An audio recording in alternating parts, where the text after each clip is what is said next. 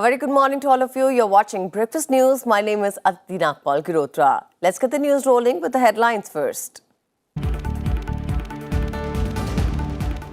Aam Aadmi Party's legislature party meet today to choose leader after winning 62 seats in 70-member Delhi Assembly.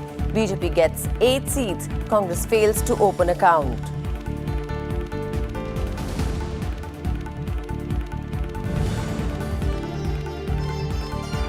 Looking forward to first visit to India on February 24th and 25th, says President Donald Trump, calls Prime Minister Modi a great gentleman. PM and Trump to address joint public meeting in Ahmedabad.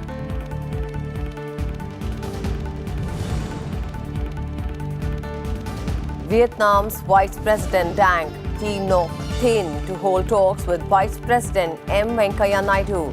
Direct flight between New Delhi and Hanoi to be announced.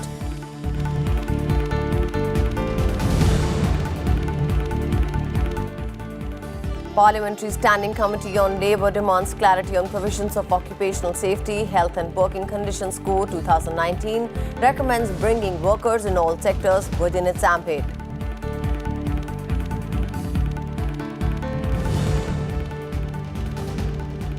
China coronavirus disease has been named COVID-19. WHO calls for efforts to fight virus aggressively as death toll mounts to 1,100. Screening at 21 airports, 12 ports and border crossings in India. Government says situation under control.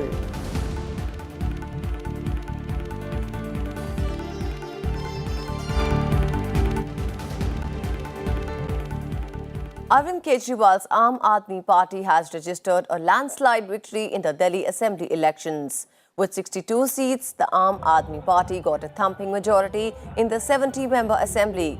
A day after the victory, AAP National Convener Arvind Kejriwal has called a meeting of the party's newly elected MLAs at 11:30 a.m. at his residence. Senior party leader Gopal Rai said. At the meeting, the MLAs will choose the AAP's legislature party leader. In the 70-member Delhi Assembly, the Aam Aadmi Party has won 62 seats, 5 less than what it got in 2015. The BJP finished a distant second with 8 seats in its kitty, 5 seats more than what it got in the last assembly elections. The Congress has faced complete decimation for a record second time, winning no seat and 63 of its candidates losing their deposits. Talking about the vote share of the three parties, the Aam Aadmi Party's vote share stands at 53.58%. The BJP got 38.51% votes, while the vote share of the Congress party fell to 4.26% this time. Arvind Kejriwal hailed the election results as a victory of people. He thanked the people of Delhi for reposing faith in him and his work and handing him another 5-year term. ये जीत मेरी जीत नहीं है, ये सभी दिल्ली वासियों की जीत है। ये दिल्ली के हर उस परिवार की जीत है जिसने मुझे अपना बेटा समझ के, जिन्होंने मुझे अपना बेटा मान के हमें जबरदस्त समर्थन दिया, इतना वोट दिया।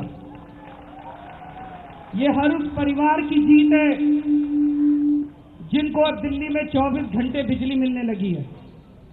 ये हर उस परिवार की जीत है जिनके बच्चों को अच्छी शिक्षा मिलने लगी है। ये हर उस परिवार की जीत है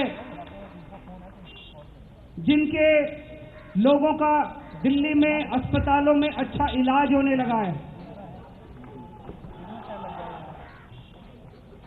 दिल्ली के लोगों ने आज देश में एक नई किस्म की राजनीति को जन्म दिया है। Prime Minister Narendra Modi congratulated AAP chief Arvind Kejriwal for his party's spectacular win in the Delhi Assembly elections and wished him the very best in fulfilling the aspirations of the people of the national capital. Meanwhile, Delhi Congress chief Subhash Chopra resigned from his post, taking moral responsibility for the party's debacle. इस साल की जिम्मेवारी मैं अपने ऊपर लेता हूं और मैं शीश झुकाता हूं। जो भी दिल्ली की जनता ने जो फैसला किया उसके आगे शीश झुकाता हूँ। लेकिन मंथन करना होगा कि क्या वजह रही। इतनी मेहनत करने के बाद, इतना साथ मिलने के बाद सभी लीडरों ने साथ दिया, सभी पार्टी वर्कर ने साथ दिया और खुल के साथ दिया, तो मैं समझता हूँ कि कोई ना कहीं तो कमी रही होगी। A person was killed after some unidentified people opened fire at AAP MLA Naresh Yadav's convoy in Delhi's Kishangarh village late last night. The police said that the newly elected MLA from Mehroli, along with his supporters, was returning home after visiting a temple in his constituency. A person injured in the incident was admitted to a nearby hospital.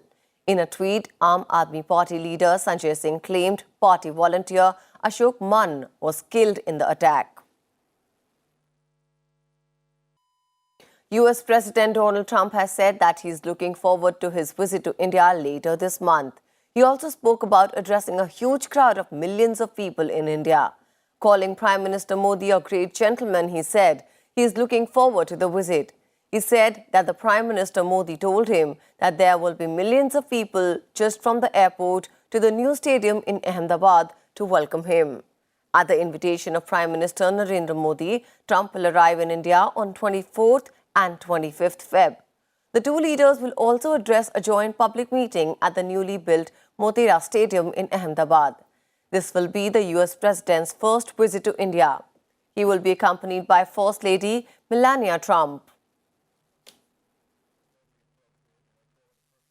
I just spoke with Prime Minister Modi, and it's going to be I don't know who's going, but he said we will have millions and millions of people. My only problem is, so last night we probably had 40 or 50,000 people, far more than anyone else, but when we have 50,000 people nowadays, fellas, I'm not going to feel so good, because he thinks we'll have 5 to 7 million people just from the airport to the new stadium.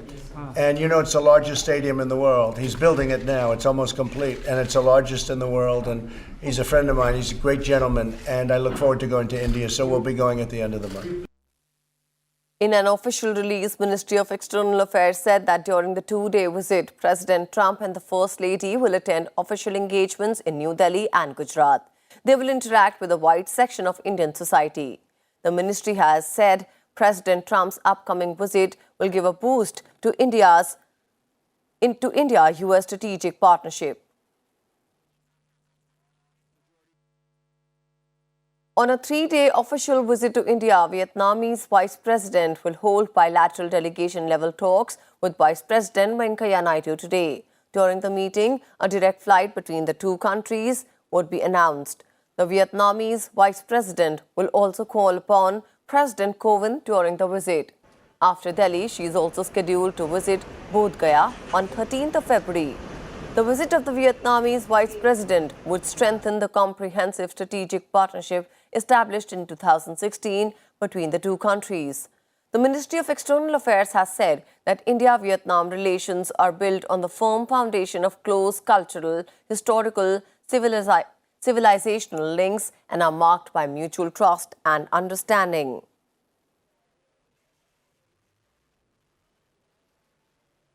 Finance Minister Nirmala Sitharaman responded to the discussion on the union budget in both houses of Parliament.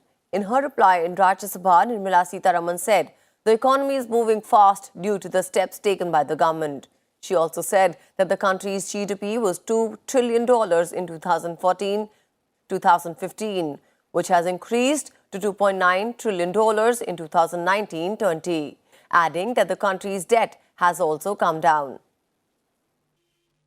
The nominal GDP of the country has increased from 2 trillion, sir, in 2014-15 to 2.7 trillion in 18-19, and it has reached 2.9 trillion by 2019-20.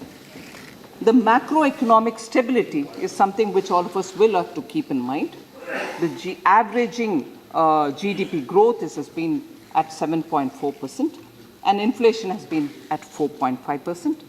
And then, based on RBI estimates, the central government's liabilities have come down from 52.2% of GDP by the end of March 2014, that is, to 49.4% by the end of March 2019, clearly showing a healthy trend in terms of liability to the GDP.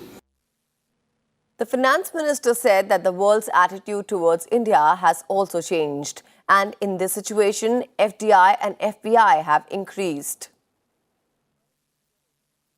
The global sentiment, sir, is towards India in a very favorable mood, and that is seen by the investments which are coming from the foreign investors, which is continuing to show confidence in India. The net FDI flows is 24.44 billion, which was in April-November 2019-20, compared to 21.1 billion in April-November 2018-19. Second, the FPI flows, the net FPI flows in April-November 2019-20, sir, has been very positive at 12.6 billion, as against an outflow of 8.7 billion in April to November 18-19. The third is we've announced a national infrastructure pipeline, and in that we've already identified projects worth 103 lakh crores, for which 22,000 crores have already been invested. She also talked about the rapid industrial development taking place in the country and said that foreign exchange reserves have increased. Sitharaman added that there has been an increase in the collection of GST. The forex, foreign exchange reserves, that have been built up from 413 billion by the end of March 2019 to 466.69 billion as on 24th January 2020. Revenue collection is really improving and consistently improving. So month of January, sir, 1,10,000 crores, 1,10,828 crores has been collected. During April 19, January 20, the gross GST revenue collected has surpassed 1 lakh more than 6 times, and therefore pointing towards an increased economic activity. Earlier, leaders from all parties participated in a discussion on the union budget in Rajya Sabha. Let's listen in. Tamil Nadu has been the cradle of civilization and is one of the oldest and most advanced civilizations in the annals of world history. I express our sincere thanks and gratitude to the Honorable Finance Minister for announcing Adichanallur as part of the upgrading 5 archaeological sites in the country. Our Chief Minister has requested the central government to add Keeladi archaeological site also. I would request the union government to sanction ₹50 crore to conduct large-scale archaeological excavations in the ancient sites of Poopugar, Keeladi, Kodimanal, Kotkai in Tamil Nadu. The economy is not in the ICU. It has been taken to the ventilator already.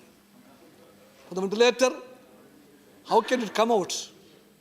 They have some panacea, some doctors, and their main panacea is that to privatize everything, to see that all the wealth of the nation is sold to the private profit mongers. And they have an option, one more option, that is the FDI. So these two medicines are not going to help this economy, which is already in the ventilator, sir.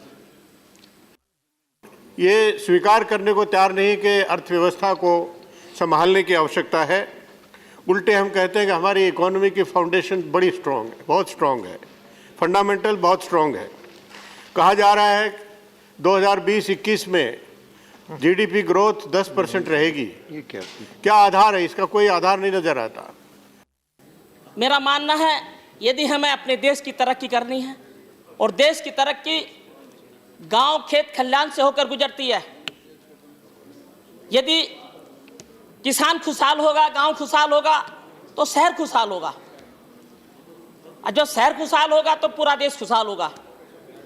आज किसान के पास उतने आय के साधन नहीं है कि वो अच्छा मकान बना सके, सही ढंग से रह सके। जब उसकी हालत सुधरेगी, वो आर्थिक रूप से मजबूत होगा तो वो मकान बनाएगा, अच्छी शादी करेगा, व्यापारी के पास जाएगा सामान खरीदने के लिए, तो बाजार भी खुशहाल रहेंगे। Budget 2020 is a budget that continues this determined effort by this government, an effort that commenced in 2014 when it inherited a broken, corrupted economy. Budget 2020 is the first one of this new decade and is also the first one to take on the Prime Minister's next objective of expanding the economy after focusing the last 5 years on cleaning and rebuilding the economy. Sir 1966 से लेकर जब से हरियाणा बना 1966 से लेकर 2014 तक 48 साल में हरियाणा का कुल कर्जा 70,000 करोड़ रुपया ही था। लेकिन सर 3.5 साल में ही मार्च 18 तक 90,000 करोड़ रुपया बढ़ गया कर्जा, और 1 लाख से ज़्यादा 1,61,000 से ज़्यादा, और अब तो 2 लाख के करीब पहुंचता जा रहा है। और सर इसके साथ अगर हम जोड़ दें कि जीएसटी में जो नुकसान राज्यों का होगा, जैसा माननीय चिदम्बरम जी ने कहा कि एवरेज में 5,000 करोड़ रुपया हर राज्य का नुकसान होगा, तो हरियाणा जैसा छोटा राज्य है तो 3 से 4,000 करोड़ रुपया नुकसान हरियाणा का भी होगा, इसमें ये लाजमी है। तो कैसे छोटे छोटे राज्य हमारे जैसे कैसे उभर पाएंगे? Is that the disinvestment target which is placed by the Honorable Finance Minister for next year is 210,000 crore, which is apparently on high side given the track record for last 2 years. There is a likelihood of an exceptionally sharp increase in direct tax revenues, and where would that come from? That would come from Vivad Se Vishwas scheme. This I told you about the NRIs. NRIs play a pivotal role in the economy, especially in Kerala. Now, about Kerala, the government is totally neglected. The net FDI in the first 8 months of this year was $24.4 billion. What has been the money which came into the equity, foreign equity, which came into portfolio investments? 26.1 billion crores. So, what is our foreign exchange reserves? $470 billion. The Constitution Order Amendment Bill 2019 was approved by Lok Sabha on Tuesday. Union Tribal Affairs Minister Arjun Munda responded to the discussion on the bill. The bill amends the Constitution Scheduled Tribes Order 1950 to change the list of scheduled tribes in Karnataka. The bill has already been approved by Rajya Sabha. यह जो विधेयक है, इस विधेयक को एक प्रदेश के दृष्टि से लाया गया है। ऐसे ही कई समस्या अन्य राज्यों की भी है, और राज्य के जो व्यवस्था है, जो रिकमेंडेशंस है, जो एथनिक रिपोर्ट है, उन सारे चीज़ों का अध्ययन करने के बाद भारत सरकार संज्ञान में लेते हुए, जैसे मैंने पहले बताया कि हमारे देश के प्रधानमंत्री नरेंद्र भाई मोदी जी, हमारे गृह मंत्री अमित शाह जी का विशेष ध्यान है कि ऐसे वंचित वर्ग जो संवैधानिक दृष्टि से प्रावधान होने के बावजूद भी वंचित रहे हैं, उनको कैसे मेन स्ट्रीम में लाने के लिए और वैसे त्रुटि को ठीक किया जाए। तो हमारी ये कोशिश रहेगी कि जिन विषयों को माननीय सदस्यों ने अपने सुझावों के माध्यम से दिया है, उन सारे विषयों को समाहित करते हुए आगे सरकार इस विषय पर लगातार कार्य करते रहेगी। The Parliamentary Standing Committee on Labour has asked all contract workers to be brought under the ambit of the Occupational Safety, Health and Work Conditions Code 2019. The committee has emphasized that whether those contract workers are directly recruited by the Government of India or the state governments or through contractors, they should be brought under the purview of this code. Also, its definition should be made broad and clear so that all categories of contract workers can be included under it. The Standing Committee on Labour, headed by MP Bhartruhari Mehtab, made a number of important recommendations while extensively examining the Occupational Safety, Health and Work Code 2019. The government's intention is to incorporate 13 important labour laws in this code. 5 MPs have also given dissenting comments on the committee's report. This code was introduced in the Lok Sabha on 23rd July 2019, which was then sent to the committee for investigation.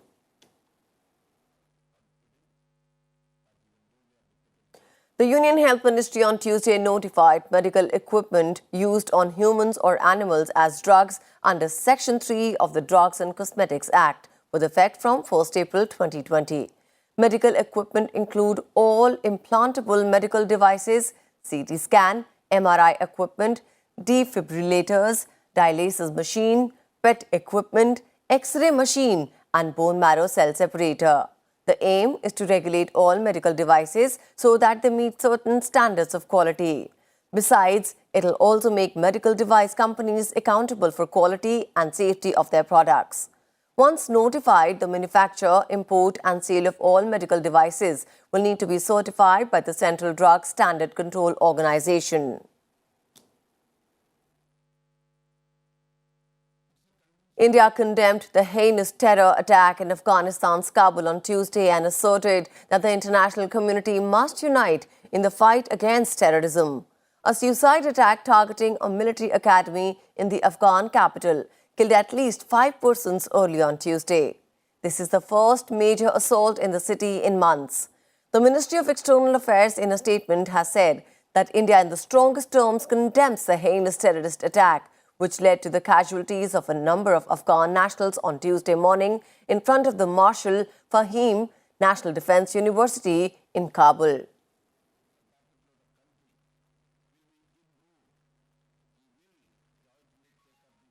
The novel China coronavirus disease has been named COVID-19. The World Health Organization announced this on Wednesday and also called on the world to fight the new virus as aggressively as possible. It comes after the death toll from the virus passed 1,000. There are now more than 42,200 confirmed cases across China. The number of deaths has overtaken that of the SARS epidemic in 2002-2003. Beijing has now removed several senior officials over their actions to control the disease.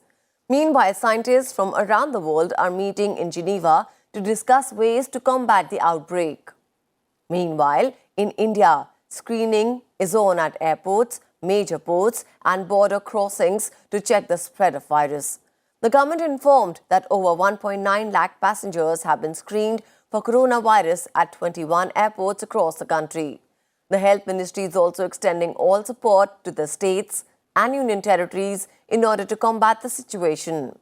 Over 9,000 people are under community surveillance. And now let's talk about environment and climate change.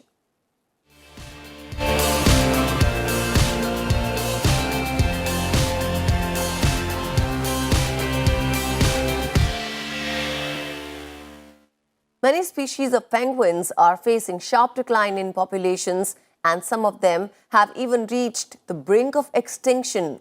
A recent study on the impact of climate change in the remote region revealed that the number of chin-strap penguins in Western Antarctica has fallen by as much as 77% since they were last surveyed in the 1970s. A research was conducted in the Western Antarctica from 5th January to 8th February by scientists using manual and drone surveying techniques to assess the scale of the damage. Scientists link the decline in penguin populations across Antarctic islands to climate change, among other factors.